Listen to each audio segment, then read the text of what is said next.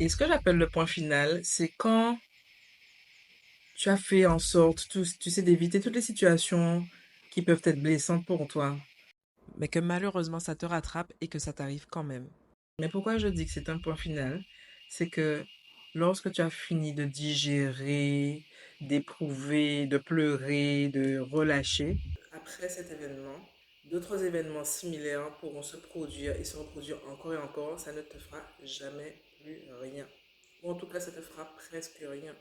C'est l'événement que tu redoutes le plus, mais en fin de compte, qui va mettre un terme à tout ce que tu aurais pu vivre du même genre, qui aurait pu toucher cette fameuse blessure que tu as. Et mon point final concernant ma blessure de l'humiliation, que je portais ou que je porte peut-être encore un peu, hein, je la ressens pas, mais c'est possible. Le point final que j'ai vécu, je l'ai vécu il y a quelques années, le jour où une collègue m'a dit, alors que je lui ai, elle paraissait énervée, j'étais vers elle, je vous fais un raccourci, hein, mais cette collègue elle m'a dit, en me parlant d'un compte rendu que je lui avais remis, rendu par mail, elle m'a dit, et franchement, hein, ce compte rendu que tu m'as remis m'a été, c'est un vrai torchon. Et là, à l'intérieur,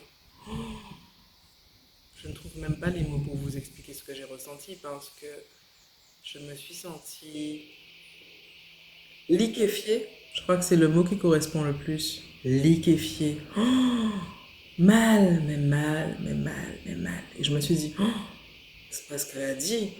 Oh, elle n'a pas dit ça. Et je me sens mal à l'intérieur. Et j'ai qu'une envie, c'est de crier, de pleurer, limite de l'insulter aussi. Et là, je garde ma contenance et je l'arrête, je lui dis par contre que je suis d'accord, on peut travailler, on aura certainement d'autres observations à se faire l'une l'autre, mais se manquer de respect comme ça, je t'assure, ça va pas le faire. Je suis restée calme et puis elle m'a coupé la parole en me disant non, mais tu sais, en essayant à demi-mot de s'excuser. Et j'ai écourté, j'ai abrégé la conversation, je lui ai dit de toute façon là tu es énervé, donc je pense que ça sert à rien de continuer la discussion. À plus tard.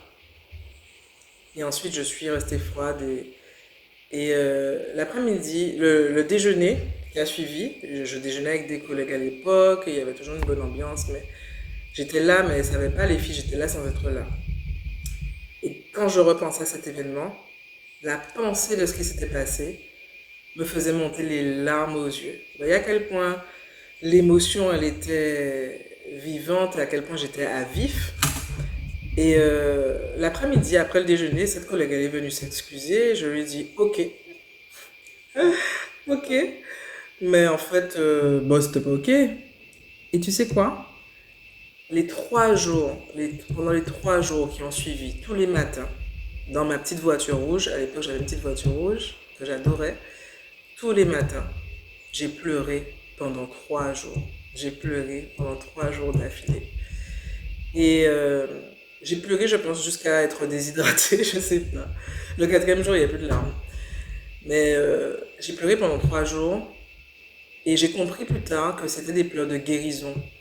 Et qu'en fait, ce que j'avais vécu avec elle, c'était un point final à ma blessure de l'humiliation.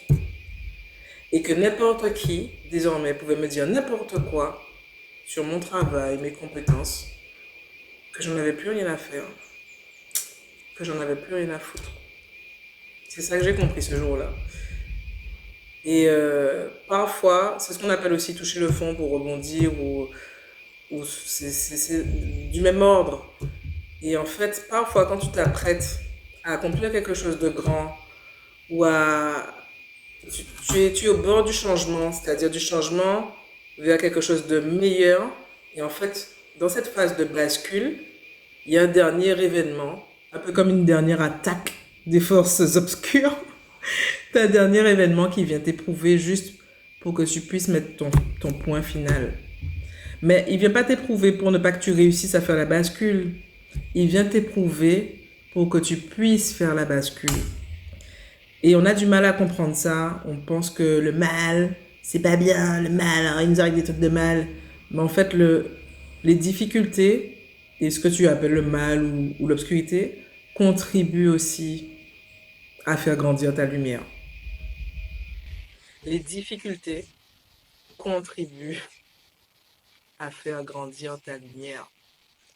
Les diamants naissent des pires conditions atmosphériques de pression et de température. Sans ça, ils ne seraient pas des diamants. N'oublie pas ça. Bref, donc tout ça pour te dire que des points finaux, on en vit, c'est difficile, c'est éprouvant, mais après tu es libre.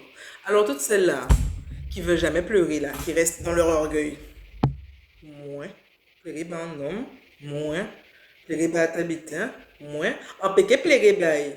Mais en fait, c'est pas pour la personne que tu pleures, c'est pour toi. Libère-toi. Ce que tu pleures pas à l'extérieur, ça, tu pleures à l'intérieur. Et pire, tu pleures à l'intérieur, mais comme tu n'es pas consciente de pleurer à l'intérieur, tu penses que tu es forte, alors que tu es en train de mettre de la poussière sur le tapis. C'est pas pareil, tu es en train de refouler. Et un jour, quand tu l'auras pas décidé, tu vas faire exploser, comme la montagne pelée. Bref, j'arrête avec mes métaphores, bref. Voilà, et bien sûr, passe une belle journée. Et si tu te rappelles d'un point final que tu as vécu, tu peux le partager en commentaire. Ça peut aider quelqu'un, on ne sait jamais. Bisous, tchuss.